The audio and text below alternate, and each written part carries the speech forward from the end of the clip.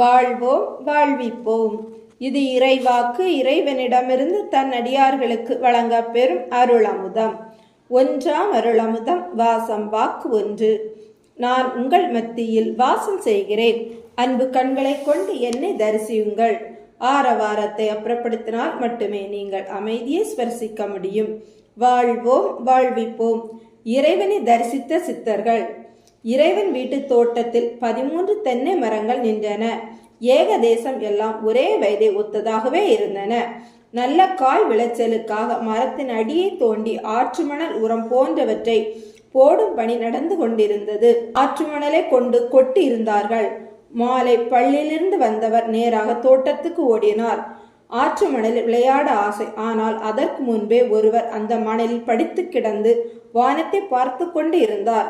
இறைவன் பக்கத்தில் சென்றார். அவர் வானோடு லயித்திருந்தார் போலும். அருவங்கள் உருவங்களாகும் போது அது இறைவனுக்கு மட்டுமே தெரிந்தது. மற்றவர்கள் கண்ணுக்கு புலப்படுவதில்லை. இதனால் இதை யாரிடமும் பகிர்ந்து கொள்வதும் இல்லை. யாரும் நம்ப மாட்டார்கள். அத்தோடு தான் கதை விடுவதாக அவர்கள் கட்டி விடுவார்கள். யாருக்கும் லாபம் இல்லை. மேலும் இது இறைவனுக்கு மட்டுமே உள்ள அனுபவம் என்பதால் அடக்கி வைத்துக் கொண்டார். இங்கே மணலில் கிடப்பவரும் உருவம் என்று புரிந்தது. வேறு யாரும் தோட்டத்திற்கு வருவதில்லை. கண்களை மூடி பார்த்தார். படுத்திருந்தவர் கொம்புமுனி சித்தர். பல 1000 ஆண்டுகளுக்கு முன் பக்ரூலி ஆற்றில் ஜீவசமாதியில் இருந்தவர்.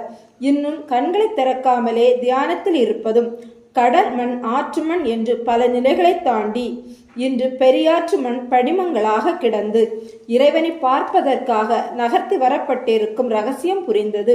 இறைவனும் நின்று கொண்டே பார்த்து கொண்டிருந்தார். அவரும் கண்களை மூடியபடியே இறைவனை தரிசித்துக் கொண்டிருந்தார். அவர் மனம் பேசியது கேட்டது. இறைவா, ஞான வெளியை மண்ணுக்கு கொண்டு வந்த கருணாமூர்த்தியே, வான் ஆசிர்வதிக்கட்டும் என்றார். இறைவனுக்கு அவர் வான் தத்துவம் என்று புரிந்தது. அவர் தவநிலை இன்னும் முடியவில்லை. வான் ஆசிர்வதிக்கட்டும் என்றதும் கொஞ்ச நேரத்தில் கும்மிருட்டு. மழை கொட்டோ கொட்டவென கொட்டியது. இறைவன் மழையில் நனைந்து கொண்டு நின்று கொண்டிருந்தார். எவ்வளவு நேரம் என்று தெரியவில்லை.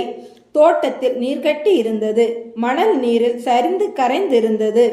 கொம்புமணியை காணோம். அம்மா வீட்டு திண்ணையில் நின்று இறைவனை எதிர்பார்த்து கொண்டிருந்தாள். பள்ளியிலிருந்து இன்னும் இறைவன் வரவில்லை என்று.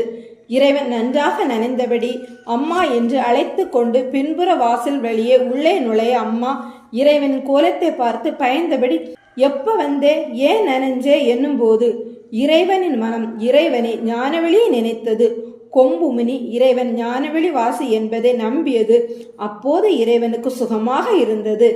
இறைவனை தரிசித்த சித்தர்கள் பட்டியலில் கொம்புமுனி சித்தர் பெயரும் அடங்கும். வாழ்வோம் வாழ்விப்போம்.